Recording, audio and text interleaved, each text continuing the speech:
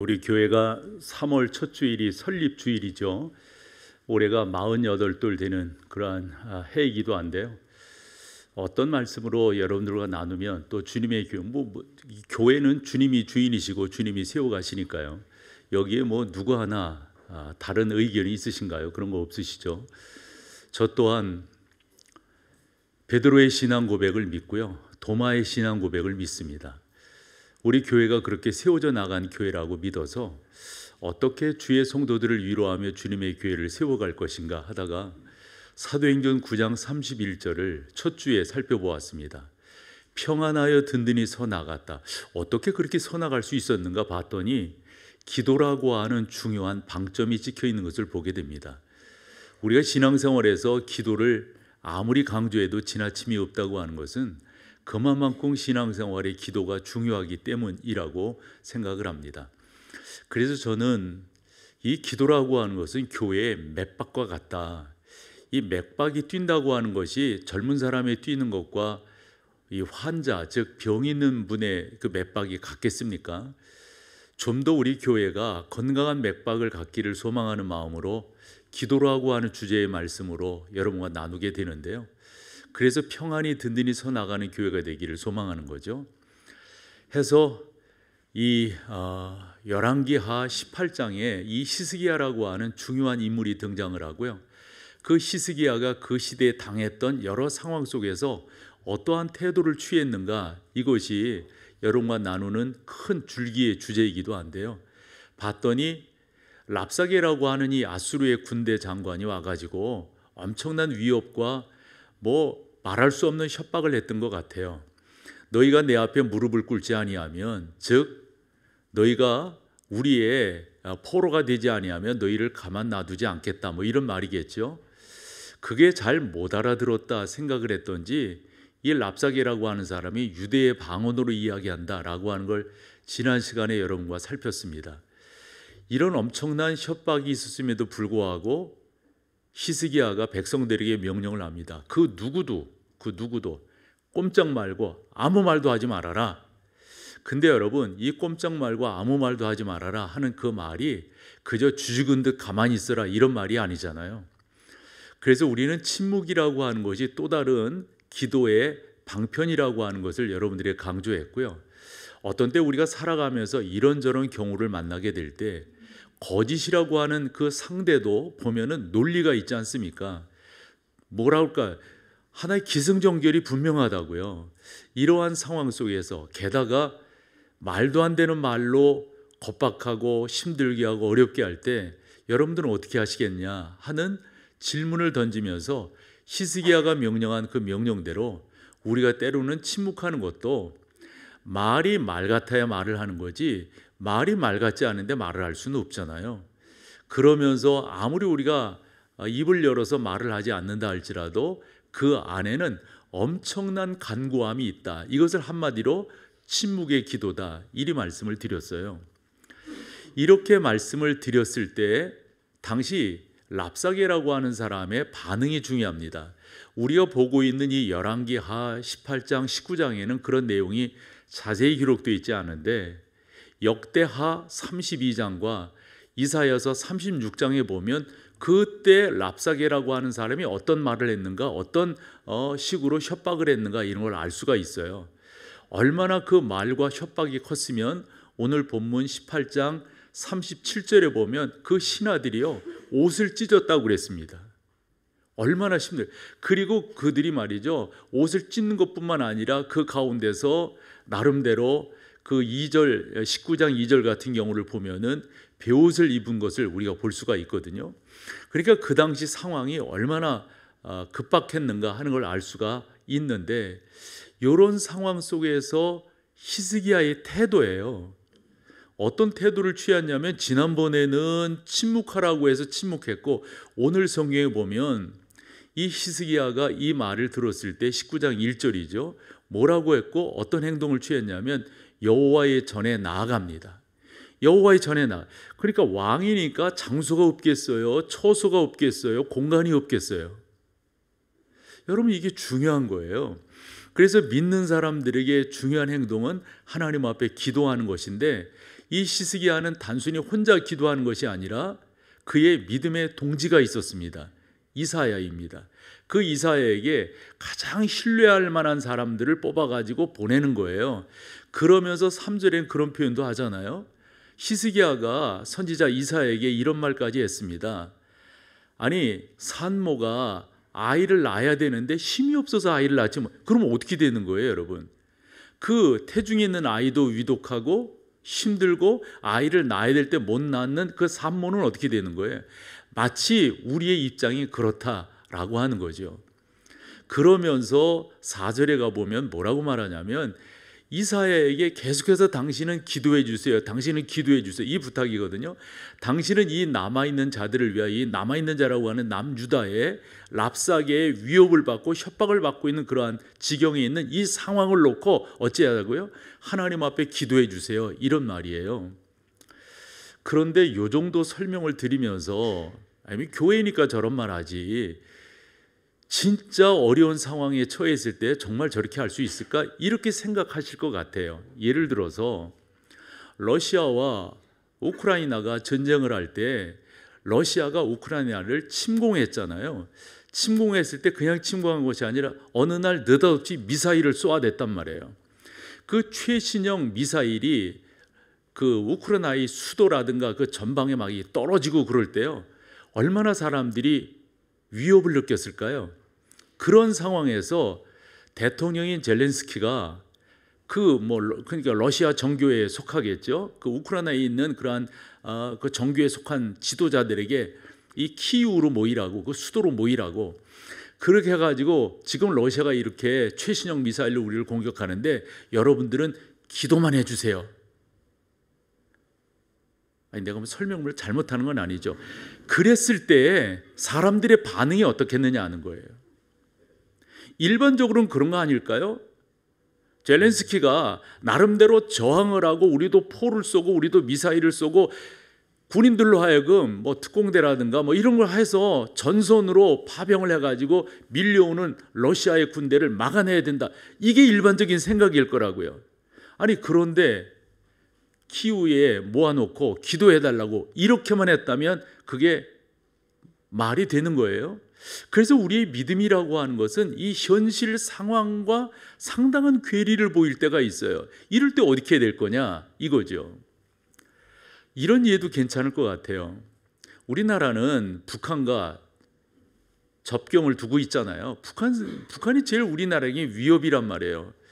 게다가 휴전선 근방에 있는 이 재래식 무기들, 우리가 흔히 방사포라고 하는 이 재래식 무기들이 우리 가운데 되게 위험해요. 그래서 휴전선 근방에 정찰 위성들이 떠 있고 정찰 비행기들이 떠 있고 그래서 날상 감시한다고요. 그런데 대통령실로 긴급하게 전문이 왔어요.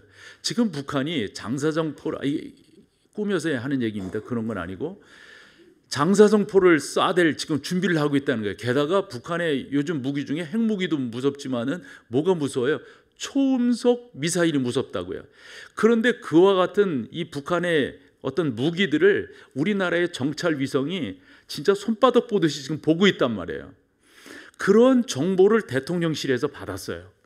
그러면 대통령이 어떤 태도를 취해야 할까요? 그런데 느닷없이 서울 장안에 있는 대형교회 목사들을 모이라고 그래가지고 지금 상황이 이러니까 기도해 주십시오.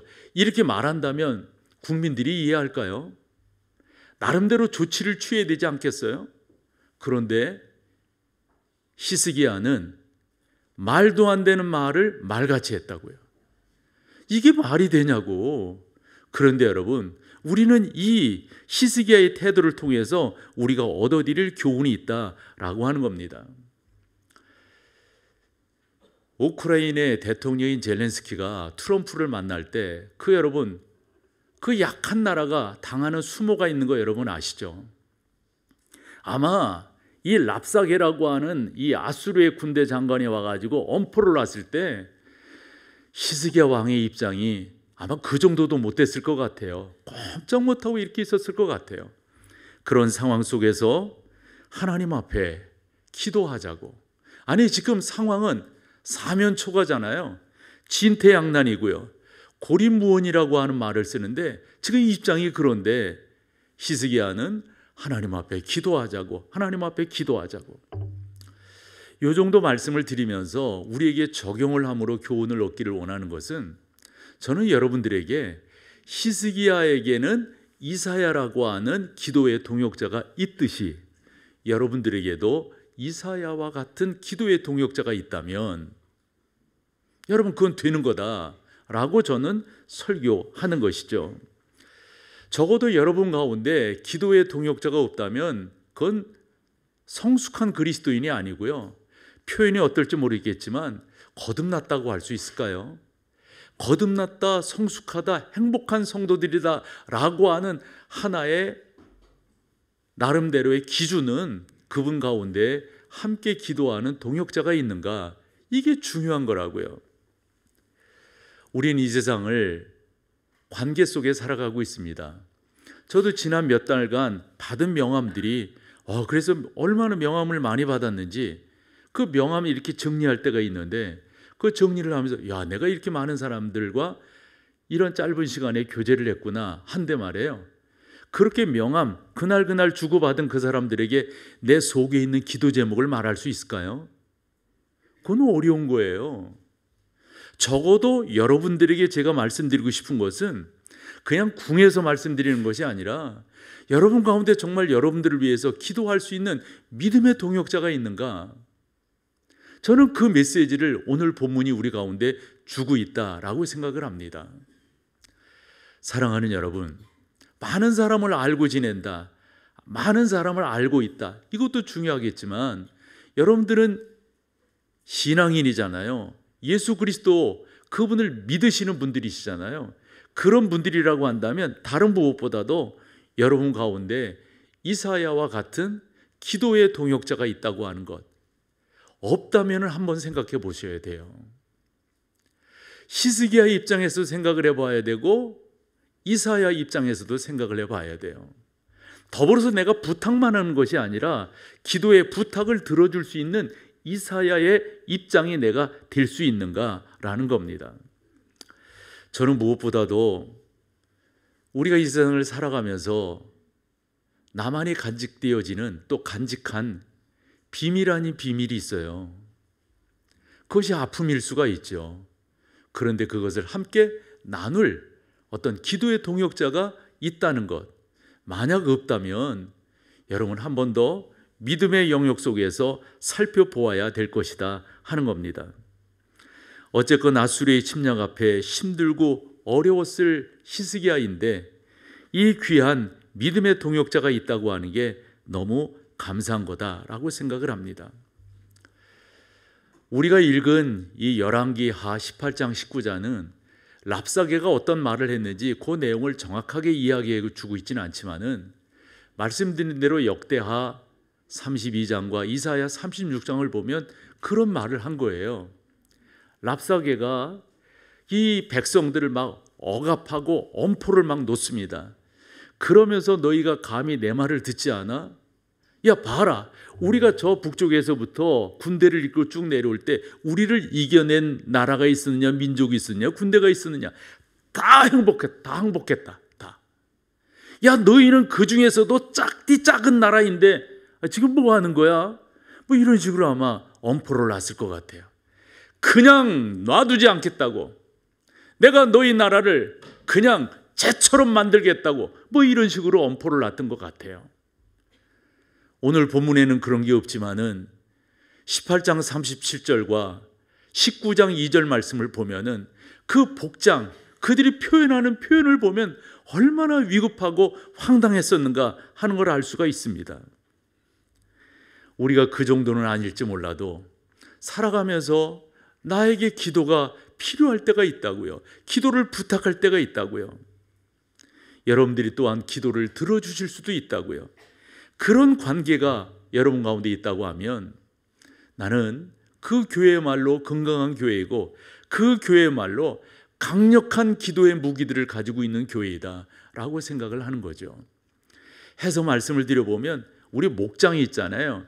가장 중요한 셀이라고 생각합니다.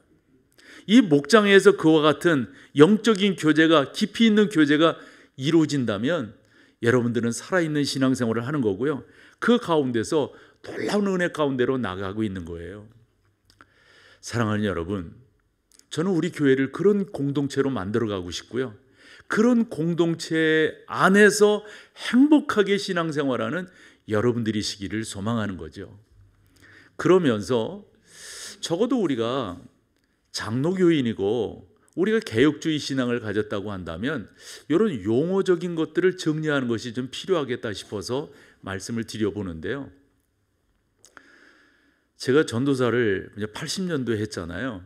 그때 교회에서 무슨 행사가 있으면 지금이야 이렇게 전광판이 있고 LED 전광판이 있고 그래서 뭐 쉽지만은 예전에는 그 도화지 같은 걸 이렇게 오려가지고 글씨를 이렇게 침으로 박아서, 그 기억되세요?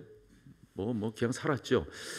저는 했단 말이에요, 그런 걸. 그때 고민 아닌 고민을 했던 게 뭐냐면, 예를 들어서 다음 주간에 부흥회가 있다 그러면은 목사님들이 부흥회라고 하지 말고 사경회라고 표현해라, 이렇게 표현하셨어요.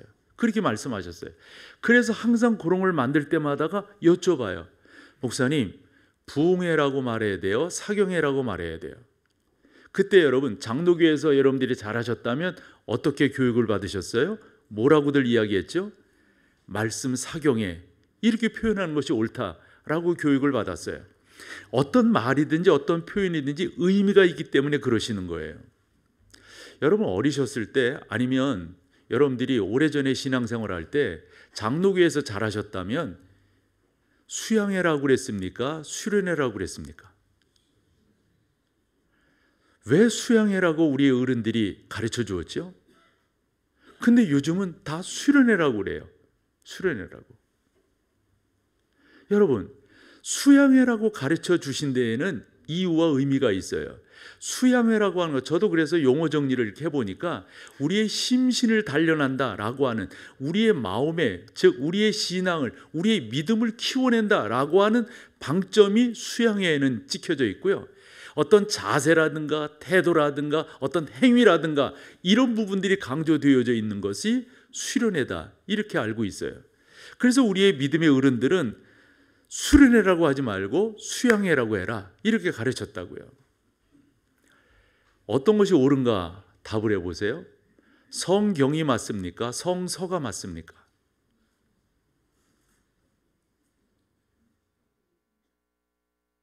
여러분, 왜 우리는 성서라고 말하지 않는 거죠? 성서라고 표현하는 그러한 교회, 그러한 목사님들은 상당 부분 이런 생각을 가지고 있어요. 성경에는 하나님의 말씀이 있다, 이렇게 생각을 해요.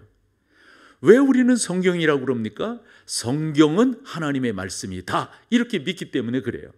그래서 우리는 어려서부터 성서라고 그러지 말고 성경이라고 그래라, 이렇게 교육을 받았어요. 또 하나, 예배는 보는 겁니까? 드리는 겁니까? 이 용어 정리도 우리가 어렸을 때 많이 교육을 받았어요. 우리는 예배를 보는 게 아니라 우리는 예배를 드리는 거다. 여러분, 저도 예배 오프닝 할 때 그런 표현 하잖아요. 우리는 하나님을 영화롭게 하기 위해서 지금 이 자리, 이 시간에 모여 있습니다. 이게 맞는 거라고요. 또 하나, 주일학교가 맞습니까? 교회학교가 맞습니까? 우리 그냥 산다고. 그런데 왜 어른들이 주일학교라고 말하겠죠? 주일에 방점이 있는 거예요. 주일을 강조하기 위해서 있는 거예요. 여러분, 우리 어려서 일요일이라고 그러면 야단 맞았다고요. 주일이라고 그래야지. 근데 주일이라고 하는 게 일반 사람들에겐 통하지 않는 말이잖아요. 그런데 그렇게 교육을 받으면서 살아왔단 말이에요. 이 이야기를 하려고 앞에 많은 이야기를 했는데요. 중보기도가 맞습니까? 도고가 맞습니까?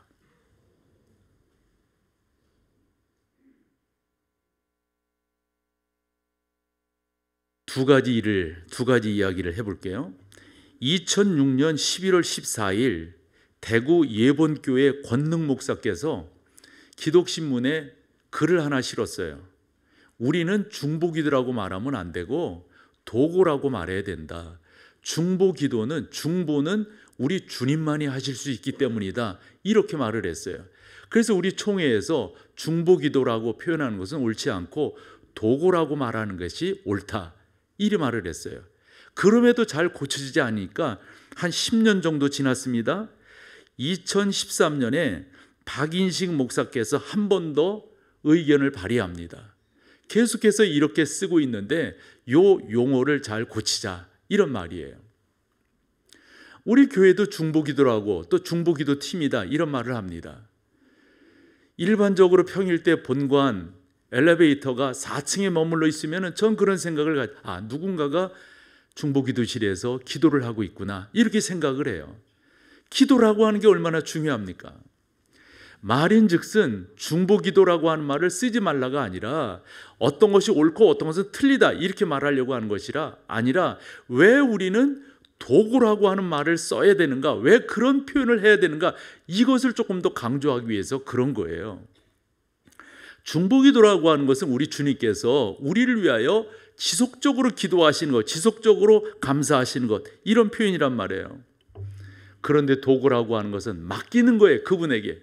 누구에게? 주님께 맡기는 거예요. 주님, 저에게 이런 것이 있어요. 주님, 저에게 이런 문제가 있어요. 이런 것들이 있어요. 받아주세요. 맡아주세요.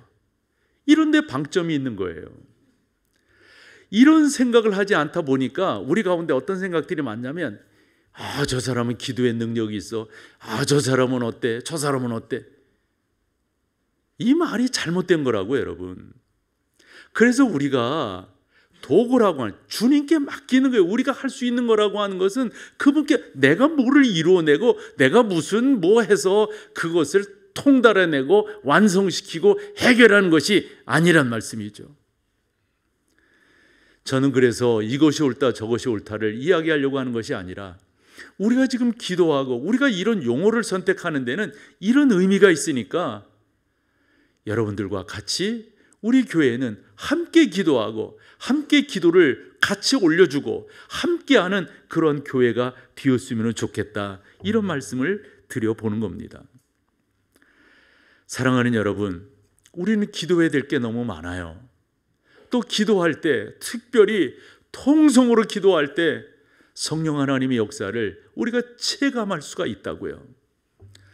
저는 금요일이 그런 면에서 참 의미가 있고 좋은데요, 이번 금요일 날도 우리 종 목사께서 찬양으로 쫙 우리를 인도해 주셨어요.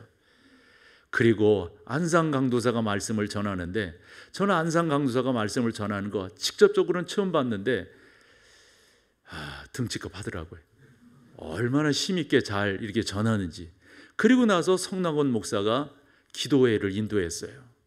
찬양과 말씀으로 우리의 마음이 열리고 그 다음에 통성으로 기도하며 나가자고 할 때, 이번 금요일 참여하신 분들 동일하게 느끼지 않았나요? 저만 느낀 건 아니겠죠?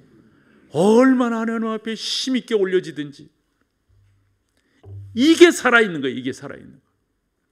적어도 우리가 함께 기도하고 기도의 제목을 나누고 하나님의 은혜를 소망하고 더 나가서 여러분들의 은밀한 것, 여러분들의 그 깊숙한 것을 누군가 함께 기도하면서 해결해 나간다. 여러분, 이건 너무도 복된 것이라고요. 전능하신 하나님께서 우리의 기도를 들으시고 전능하신 하나님께서 우리의 충보자가 되셔서 주 앞에 나아가는데, 저는 성경 2절을 여러분들과 읽으면서 우리를 위해서 이렇게 중보하시는 분이 계시니 우리가 그분께 맡겨야 되지 않겠는가? 그분께 드려야 되지 그분께 올려야 되지 않겠는가? 로마서 8장에 가보면은 26절에서 누가 우리를 위해서 그렇게 중보하시는가? 같이 한번 읽어보실까요? 이와 같이 성령도 우리의 연약함을 도우시나니 우리는 마땅히 기도할 바를 알지 못하나, 그 다음에 중요합니다. 오직 성령이 말할 수 없는 탄식으로 누구를, 우리를 위하여 친히 누가 기도하신다고요? 성령 하나님께서 우리를 위해서 이건 중보예요, 여러분. 조금 더 밑으로 내려가서 34절에 또 하나 중요한 말씀이 있습니다. 같이요.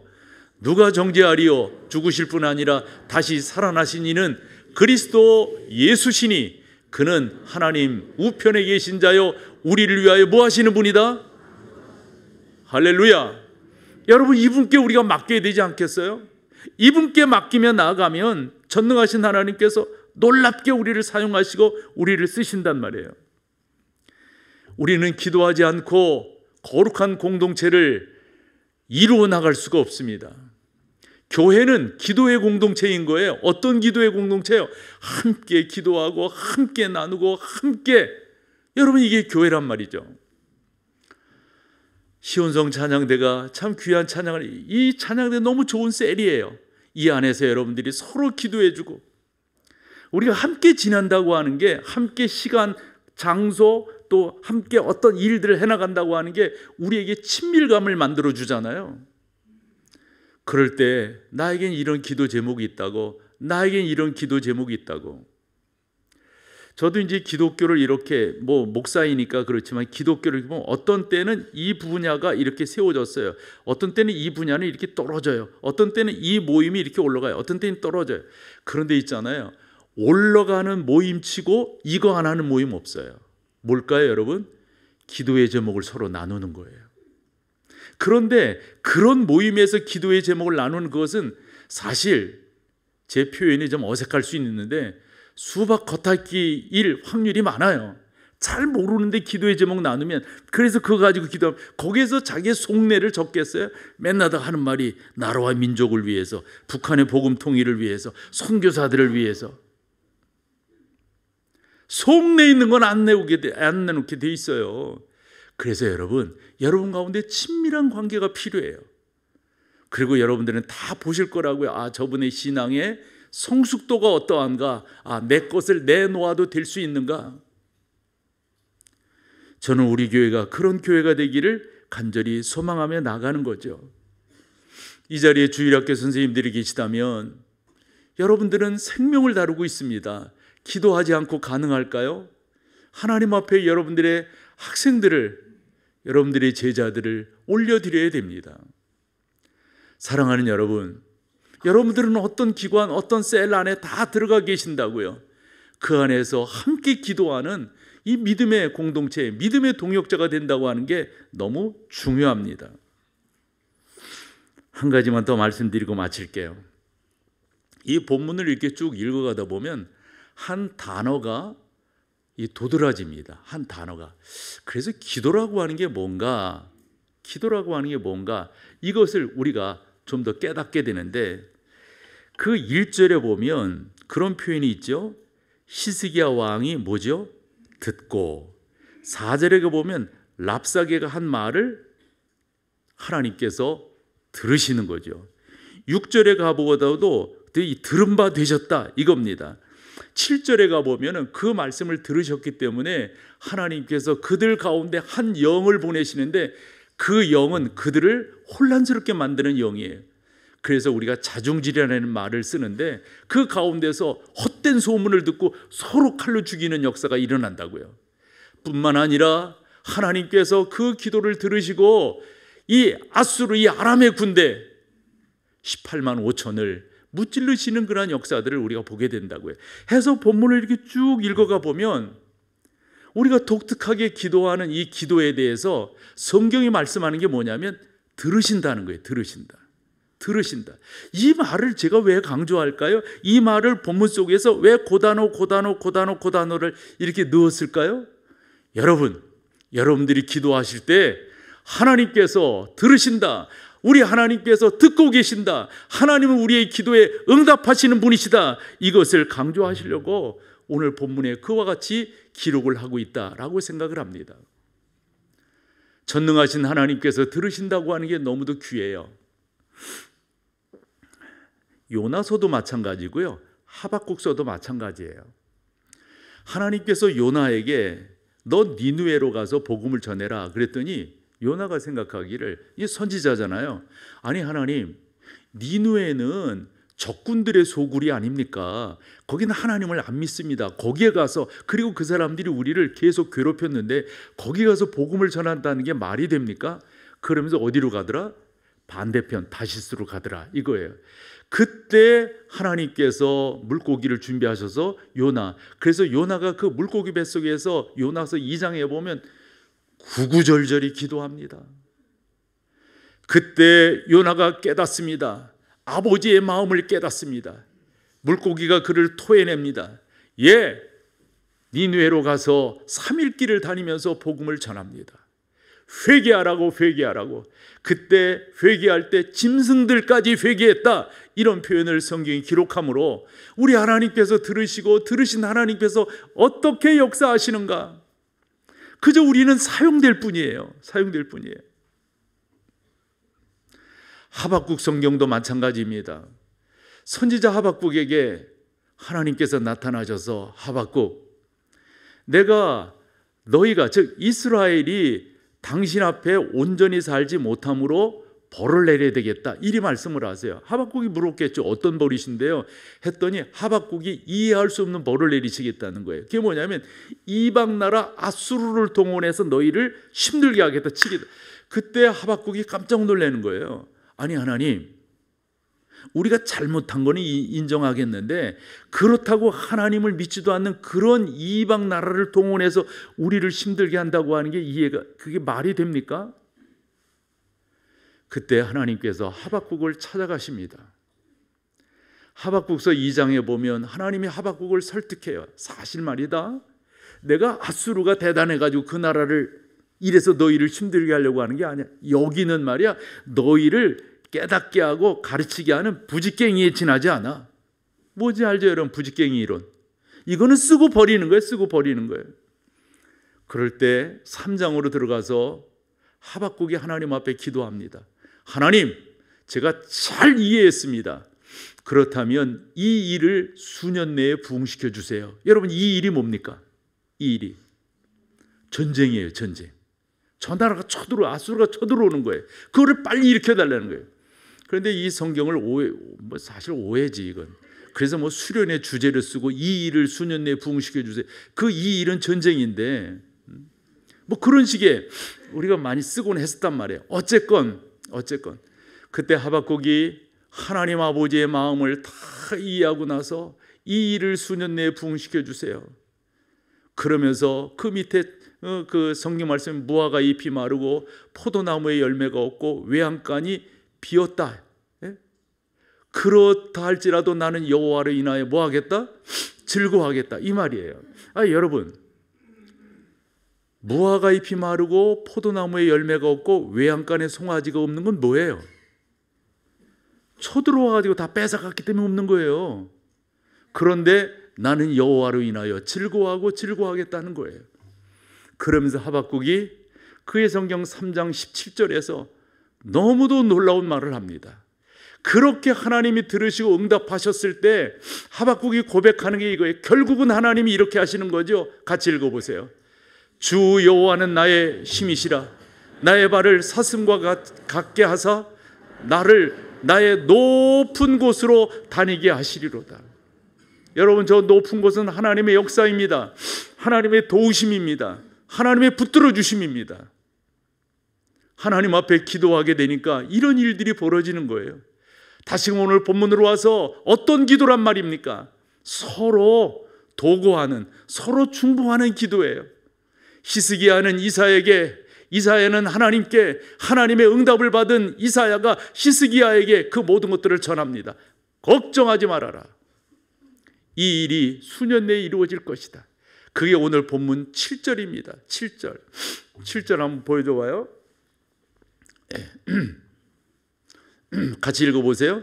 내가 한 영을 그의 속에 두어 그로 소문을 듣고 그의 본국으로 돌아가게 하고 또 그의 본국에서 그에게, 뭔 말인지 여러분 아시죠? 헛소문이 막 나가지고 정변이 일어나는 거예요. 그래서 죽이지 않으면 안 되는 거예요. 사랑하는 여러분, 이 왕 믿는 거 의미 있게 믿어야 되지 않겠어요? 드라마틱하다고 하는 표현 우리 좋아하는데요, 내 인생에 있어서 하나님의 역사하심이 그렇게 드라마틱하게 나타나야 되는 것 아닐까요? 언제 나타난다고요? 함께 기도할 때. 함께 기도할 때. 자리에 일어나셔서 찬양으로 주 앞에 나가겠습니다.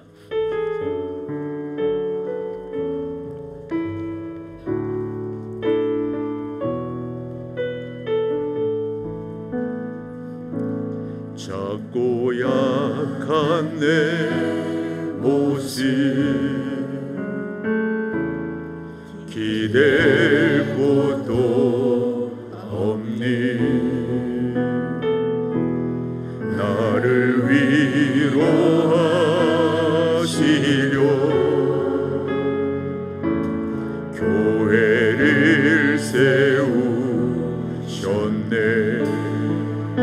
주님은 다 하시네. 주님은 다 하시네. 내가 넘어질 것도 그런 나를 위하여 교회로 세우셨네. 교회로 세우셨네.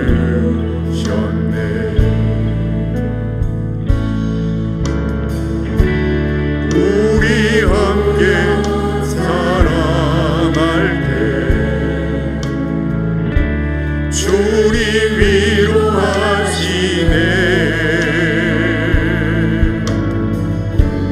우리 함께 기도할 때 회복을 이루시네. 너를 위해 기도해. 눈에 보이지 않아도 주가 이뤄가심을 믿네. 주께서 세우신 이 교회와 하나 되게 하심이 맘 다해 힘써지키라. 우리 모여 사랑할 때, 우리 모여 사랑할 때 주님 위로하시네.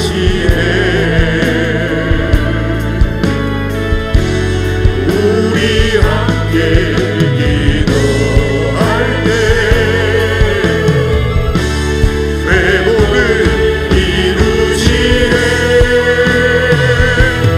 너를 위해 기도해. 눈에 보이지 않아도 주가 이뤄가심을 믿네. 주께서 세우신 이 교회와 하나 되게 하심을 맘 다해 힘써지기라.